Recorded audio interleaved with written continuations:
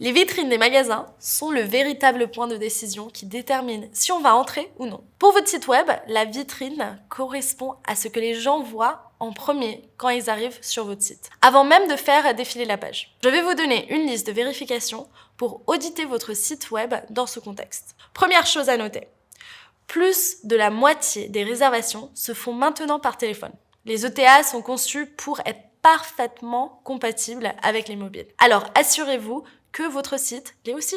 Tout ce que je dis ici est tout aussi important, sinon plus quand il s'agit de l'écran d'un smartphone.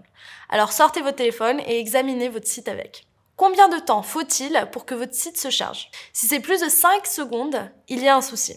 Peu importe si le reste du site prend plus de temps, mais la première impression, votre vitrine, doit apparaître le plus rapidement possible. La performance de votre site peut être grandement influencée par votre choix d'hébergement. Si vous êtes limité par un budget restreint et ne pouvez pas opter pour un hébergement haut de gamme qui garantirait un chargement rapide, envisagez une approche plus simple pour la conception de votre page d'accueil. Préférez l'utilisation d'une image statique, unique, au lieu d'une vidéo ou d'un diaporama qui peuvent ralentir le chargement de la page. Ensuite, il est essentiel de veiller à ce que les visuels choisis, que ce soit des photos ou des vidéos, soient correctement ajustés à l'écran.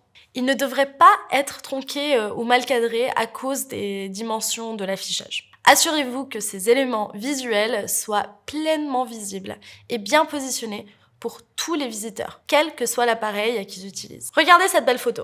Mais malheureusement, elle est éclipsée par un menu et un logo qui sont trop grands. Ce qui m'amène à mon prochain point, l'économie de l'espace. Un logo n'a pas besoin d'être grand, mais il doit être mémorable. De même, les menus, les boutons et les textes, ils doivent être lisibles.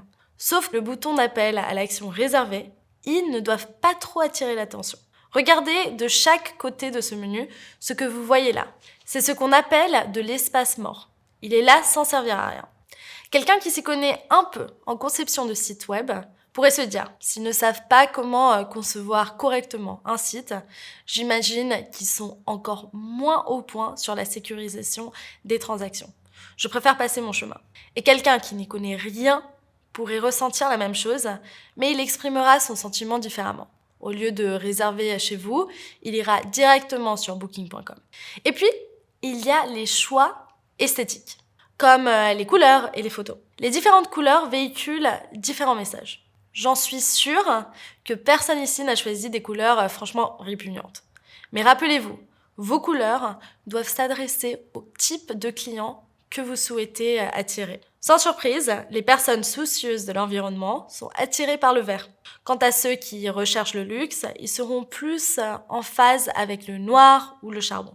Recherchez votre site web sur Google, puis ouvrez un dictionnaire des couleurs dans un nouvel onglet pour vérifier que vos couleurs véhiculent bien le message que vous souhaitez. Si ce n'est pas le cas, il est peut-être temps de penser à un nouveau look. Concernant les photos et les vidéos, si vous en voyez une que vous avez prise et que vous n'êtes pas photographe ou vidéaste professionnel, supprimez-la immédiatement.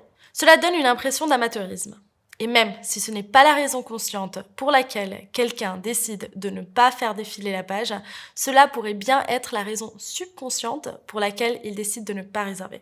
Utilisez des photos ou des vidéos prises par des professionnels et assurez-vous qu'elles incluent toutes des personnes. C'est la première fois que je le dis, mais pas la dernière. Votre site web lance l'expérience client et les visiteurs devraient pouvoir se projeter dans l'histoire que vous racontez avec celui-ci. Avec juste des photos de votre propriété, on pourrait vous confondre avec un agent immobilier, un vendeur de meubles ou un designer d'intérieur. Ajoutez des personnes et vous vendrez des expériences. Enfin, parlons du CTA pour appel à l'action. Je l'ai déjà mentionné et même si c'est devenu monnaie courante aujourd'hui, ça vaut toujours la peine de le souligner.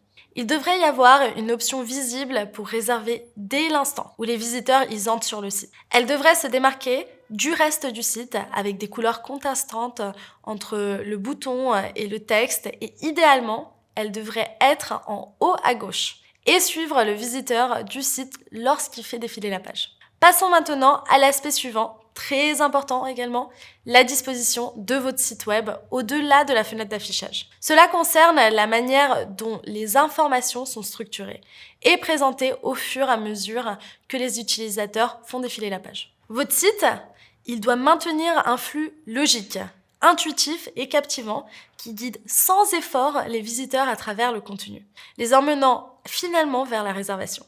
Dans le prochain module, nous examinerons plus en détail les spécificités d'une conception de site web efficace, en abordant des aspects tels que la hiérarchie du contenu, la navigation et l'expérience utilisateur globale. Pour l'instant, prenez le temps de revoir la fenêtre d'affichage initiale de votre site en fonction des critères que nous avons discutés. On se revoit dans le prochain module où nous continuerons à peaufiner les parcours d'utilisateurs de votre site.